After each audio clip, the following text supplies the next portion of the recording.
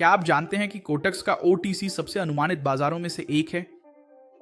आज मैं आपको एनवेलप्स इंडिकेटर ब्रेकआउट पर आधारित एक रणनीति दिखाऊंगा जिससे मुझे लगातार जीत मिल रही है। और सबसे अच्छी बात यह सरल, सीधी है और नए लोगों के लिए भी एकदम सही है। अगर आप मुश्किल रणनीतियों से या रुझान के विरुद्ध जाने से नुकसान उठाने के कारण थक गए हैं तो इस वीडियो को आखिर तक देखें, क्योंकि आप देखेंगे कि यह बाजार बहुत ही ज्यादा लाभदायक हो सकता है जब आप सही प्रवाह का पालन करते हैं। और दोस्तों, मैं कैक हूं। आज के वीडियो में मैं आपको कोटक्स के ओटीसी में रुझान का अनुसरण करने वाली एक रणनीति बताने जा रहा हूं जिसमें मूल रूप से एनवेलप्स इंडिकेटर और एक मूविंग एवरेज का उपयोग किया जाएगा ताकि यह पुष्टि हो सके कि हम रुझान के पक्ष में हैं। सबसे पहली बात तो यह है कि हमें कोटक्स के ओटीसी चार्ट पर ही होना चाहिए। कोटक्स पर कई ओटीसी विकल्प उपलब्ध हैं और साथ ही खुले बाजार भी हैं, लेकिन इस विशेष रणनीति के लिए हमारा मुख्य ध्यान ओटीसी पर रहेगा क्योंकि यह रुझानों का बहुत सटीक रूप से अनुसरण करता है। यदि कोटक्स पर आपका खाता नहीं है और आप इस रणनीति से ट्रेड करने के लिए एक बनाना चाहते हैं और दूसरों के साथ भी, तो मैं डिस्क्रिप्शन में पहला लिंक कोटक्स की ऑफिशियल वेबसाइट का लिंक छोड़ दूंगा। यह बाइनरी विकल्प के लिए सबसे अच्छा और सबसे पूर्ण ब्रोकर है। इसमें कोई देरी भी नहीं है। जब हम खरीदने बेचने क्लिक करते, ये वहीं खुलता है जहां आप क्लिक करते हैं। ये आपको उन ब्रोकर्स की तरह ऊपर नीचे नहीं करता जो जानबूझकर हरवाते हैं। और यहाँ पेंडिंग नेगोशिएशन भी है जहां आप सिग्नल सेट कर सकते हैं ताकि यह आपके लिए अपने आप ट्रेड ले ले, भले ही आप चार्ट के सामने ना हो। आप यहाँ ऑपरेशन के सेकंड्स को भी नियंत्रित कर सकते हैं जो आपको अन्य ब्रोकर्स में देखने को नहीं मिलता। तो ये सच में काफी कमाल का है। अगर आप इस पर ट्रेड करना चाहते हैं, जैसा कि मैंने कहा ये स्ट्रैटेजी इसी के लिए है, तो मैं डिस्क्रिप्शन में पहला लिंक छोड़ दूंगा ताकि आप अपना रजिस्ट्रेशन कर सकें। तो चलिए अब शुरू करते हैं। 1 मिनट का चार्ट। हमारी समाप्ति का समय यहाँ ऊपर हमेशा पहला बॉक्स होता है जो कि 1 मिनट का है। तो अब जबकि ये दोनों जानकारी सही हो चुकी हैं तो हम अपने सभी इंडिकेटर्स को अब स्क्रीन पर लगाएंगे। तो हम यहाँ इंडिकेटर्स पर आएंगे। हम उस एनवेलप्स इंडिकेटर को ढूंढेंगे जो यहाँ ऊपर है। चलिए इसे यहाँ चार्ट पर लगा देते हैं। डेविएशन में हम 0.2 डालेंगे। ठीक है, 0.2। बहुत बढ़िया, ये सही डेविएशन है और पीरियड भी सही है। हम इसे बंद कर सकते हैं। अब हम दोबारा से इंडिकेटर्स पर जाएंगे और मूविंग एवरेज पर क्लिक करेंगे। ये यहां पर आ गया है। तो अब हम 50 पीरियड का एक्सपोनेंशियल मूविंग एवरेज सेट करने जा रहे हैं। अब हम इसका रंग बदल सकते हैं और इसकी मोटाई बढ़ा सकते हैं। बहुत बढ़िया। तो ये वे इंडिकेटर्स हैं जिनकी हमें आवश्यकता है। हम यहाँ क्या देखने जा रहे हैं? हम हमेशा ही रुझान के पक्ष में होने वाले ब्रेकआउट पर ट्रेड करेंगे। इसलिए जब चार्ट पीली मूविंग एवरेज से ऊपर होगा तो हम केवल खरीदारी करने के लिए ब्रेकआउट्स में प्रवेश करेंगे क्योंकि हम रुझान का अनुसरण करना चाहते हैं। अगर चार्ट मूविंग एवरेज से नीचे है, मुझे एक ऐसा पल ढूंढने दीजिए जहां यह नीचे था।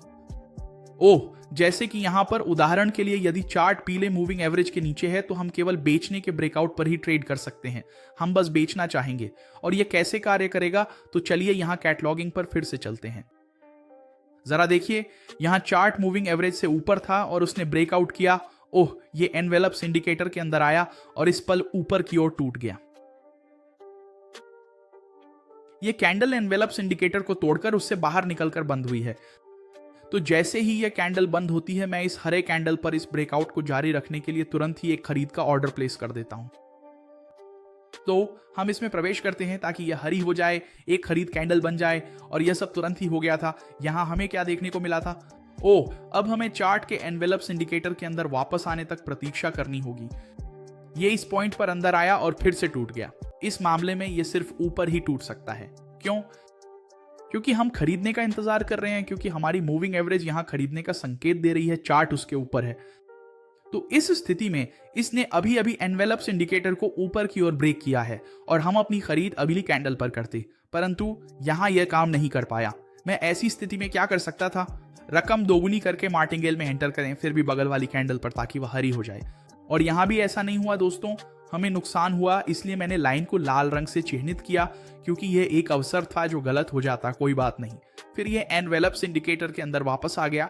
जब यह ऊपर की ओर टूटेगा तो हम फिर से प्रवेश कर सकते हैं। इस कैंडल में ऊपर की तरफ ब्रेकआउट हुआ। हम बगल वाली कैंडल में एंटर करते हैं ताकि वह एक हरी कैंडल बने और ऊपर की तरफ इस ब्रेकआउट को जारी रखे। खैर, अगर ये नीचे है तो ये बिल्कुल उल्टा है। देखिए, यहाँ ये मूविंग एवरेज से नीचे चला गया, इंडिकेटर को नीचे की ओर तोड़ा। हम अगली कैंडल पर बेचने के लिए एंटर करते हैं। देखिए, ये अंदर वापस आ गया। यहाँ एवरेज से नीचे था, नीचे की ओर तोड़ा। हम अगली कैंडल पर बेचने के लिए एंटर करते हैं। बस इतना ही। मार्टिंगेल 1। तो ये रणनीति ऐसे ही काम करती है, ये काफी सटीक है। यहाँ पर एक एंट्री हो रही होती, देखो हम उसे नहीं पकड़ पाए क्योंकि चार्ट पर सही वक्त नहीं था, लेकिन मैं अब एक एंट्री ढूंढूंगा और आपके साथ मिलकर इसे करूंगा। तो अगर आपको ऐसे वीडियो पसंद आ रहे हैं और आप बाइनरी विकल्प बाजार में संकेतक और संभाव्यता के साथ और सरल रणनीतियां चाहते हैं तो कृपया चैनल को सब्सक्राइब करें और नोटिफिकेशंस ऑन करें। जब भी मैं कोई नया वीडियो पोस्ट करूं आपको सबसे पहले उसकी सूचना मिले। साथ ही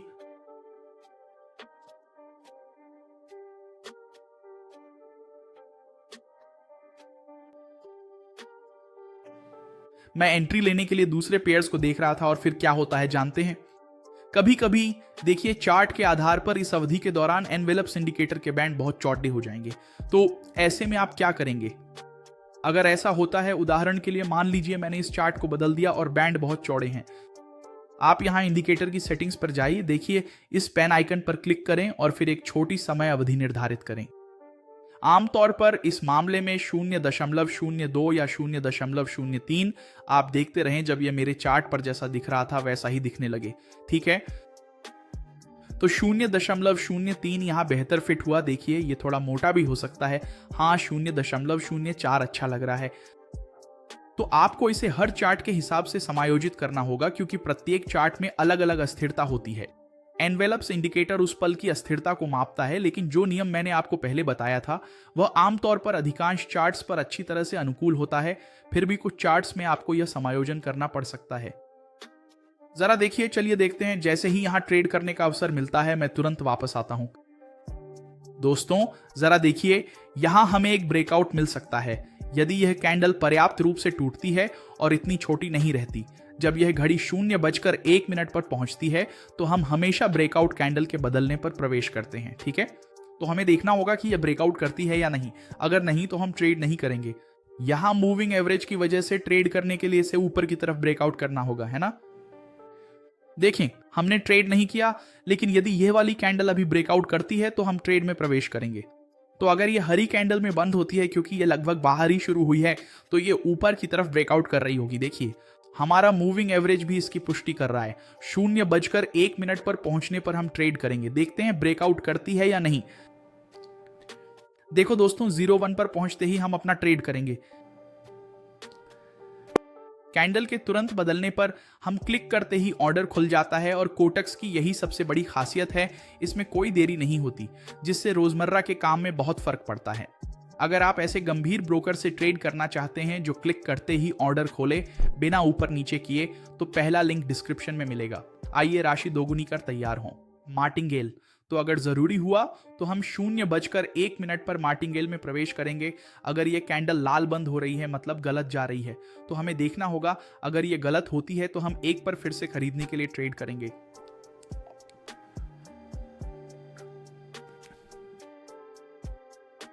हमें पहली बार में ही जीत मिली, जिससे पता चलता है कि रणनीति बहुत सटीक है क्योंकि यह रुझान का पालन करती है और कोटक्स का ओटीसी रुझान का बहुत ज्यादा पालन करता है।